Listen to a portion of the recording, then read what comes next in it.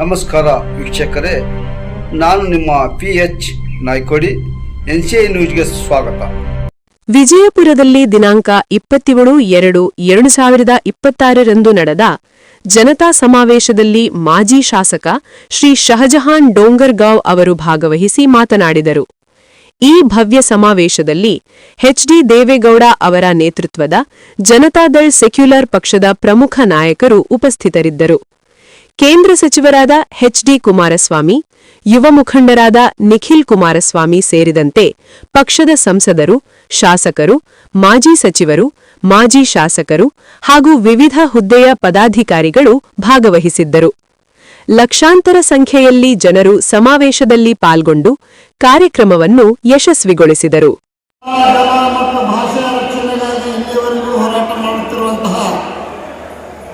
ಸನ್ಮಾನ್ಯ ಶ್ರೀ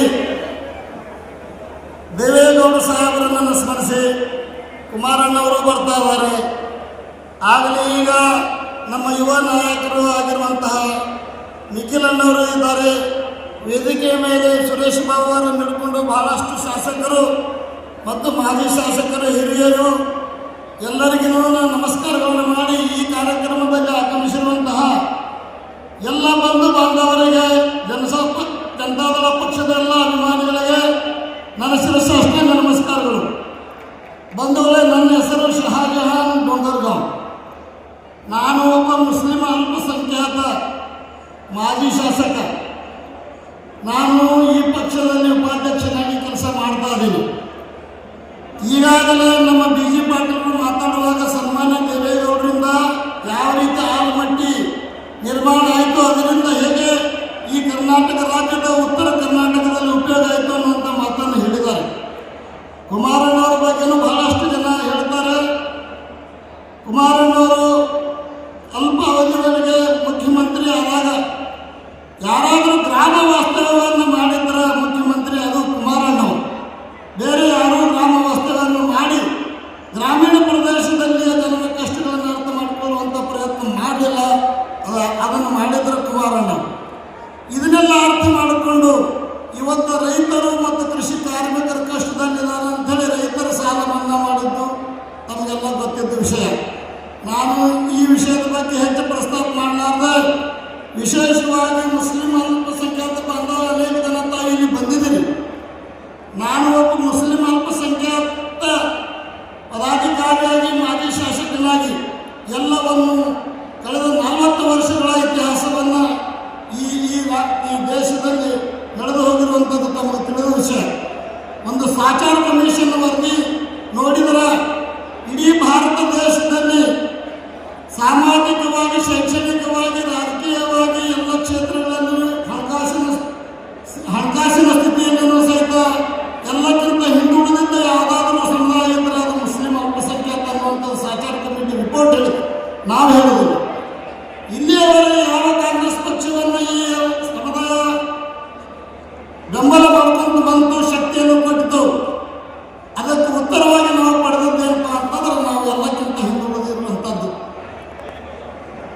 ಸನ್ಮಾನ್ಯ ಶ್ರೀ ದೇವೇಗೌಡ ಸಾಹೇಬರು ಅವರು ಪ್ರಧಾನಮಂತ್ರಿ ಆದಾಗ ಮುಸ್ಲಿಂ ಅಲ್ಪಸಂಖ್ಯಾತ ಸಮುದಾಯಕ್ಕೆ 2A 4% ಮೀಸಲಾತಿಯನ್ನು ಕೊಟ್ಟಿದ್ದು ಯಾರಾದರೂ ಅದು ಕೊಟ್ಟಿದ್ದರೆ ಅದು ಸನ್ಮಾನ್ಯ ಶ್ರೀ ದೇವೇಗೌಡ ಸಾಹೇಬರು, JDS ಪಕ್ಷ ಅಂತೇಳಿ ಹೇಳಲಿಕ್ಕೆ ನನಗೆ ಇವತ್ತು ಅಭಿಮಾನ ಅನ್ನಿಸ್ತದೆ.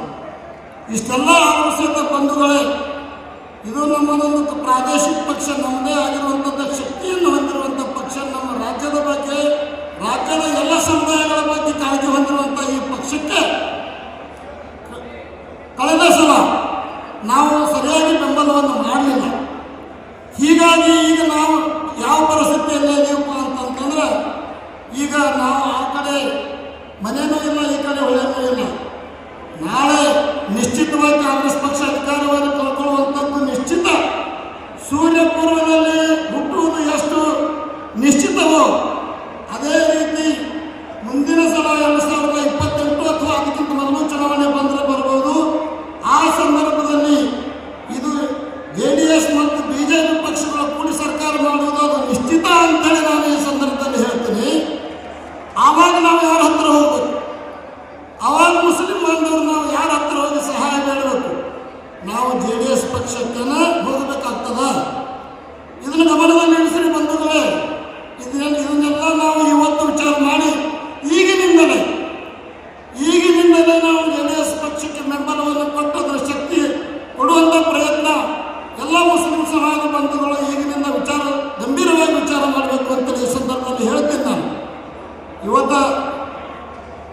ಕಾಂಗ್ರೆಸ್ ಪಕ್ಷ, ರಾಷ್ಟ್ರೀಯ ಪಕ್ಷ ಯಾರಿದಾರಪ್ಪ? ಮುಸ್ಲಿಂ ಮುಖಂಡರು ಯಾರಿದ್ದಾರೆ ಹೇಳ್ರಿ? ಮೊದಲೇನೋ ಇದ್ರು ಕೆಲವರು. ಈಗ ನಾನು ಶಾಸಕನಾದಾಗ ನಮ್ಮ ಕಮರುಲ್ ಇಸ್ಲಾಂ ಅವರು, ರೋಷನ್ ಬೇಗ್ ಅವರು, ಇವರೆಲ್ಲ ಎಲ್ಲಿಂದ ಬಂದ್ರಪ್ಪ ಅಂತಂದ್ರೆ ಜನತಾದಳ ಪಕ್ಷದಿಂದ ಬಂದಿದ್ರು. ಈಗ ಅದಾರಲ್ಲ ಜಮೀರ್ ಅಹಮದ್ ಖಾನ್, ಭಾಳ ದೊಡ್ಡ ದೊಡ್ಡ ಮಾತಾಡ್ತಾರ. ಇವರನ್ನು ಯಾರು ಶಾಸಕರು ಮಾಡಿದರು? ಜಮೀರ್ ಅಹಮದ್ ಖಾನ್ ಅವರನ್ನು ಯಾರು ಶಾಸಕರು ಮಾಡಿದರು? ಸನ್ಮಾನ್ಯ ದೇವೇಗೌಡರು ಮತ್ತು ಕುಮಾರಣ್ಣ ಮಾಡಿದರು. ಇದನ್ನೆಲ್ಲ ಲಾಭ ಪಡ್ಕೊಂಡು ನಾವು ಅದಕ್ಕೆ ಆ ಪಕ್ಷಕ್ಕೆ ನಾವು ಋಣ ತೀರಿಸದೆ ಹೋದರೆ ನಮಗೆ ದೇವರು ಕ್ಷಮಿಸುವುದಿಲ್ಲ ಅಂತೇಳಿ ಈ ಸಂದರ್ಭದಲ್ಲಿ ರಂಜಾನ್ ತಿಂಗಳಲ್ಲಿ ನಾನು ಹೇಳಲಿಕ್ಕೆ ಬಯಸ್ತೇನೆ. ನಾನು ಹೆಚ್ಚಿಗೆ ಮಾತನಾಡದೆ, ನನಗೆ ಕೇವಲ 5 ನಿಮಿಷ ಸಮಯ ಕೊಟ್ಟಿದ್ದರು.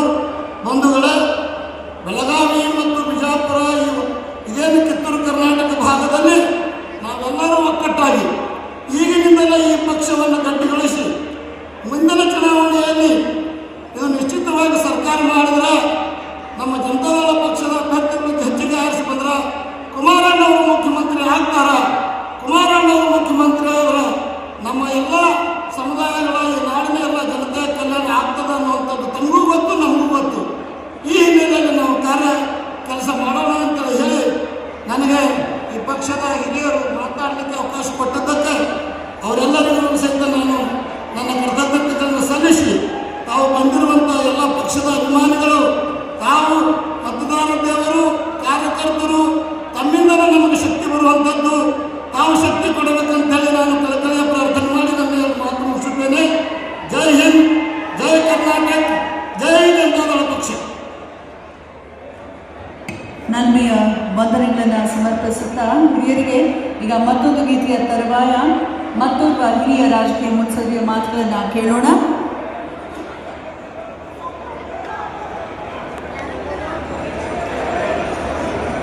ಬರ್ಮಾಡ್ಕೊಳ್ಳೋಣ ವೇದಿಕೆಗೆ.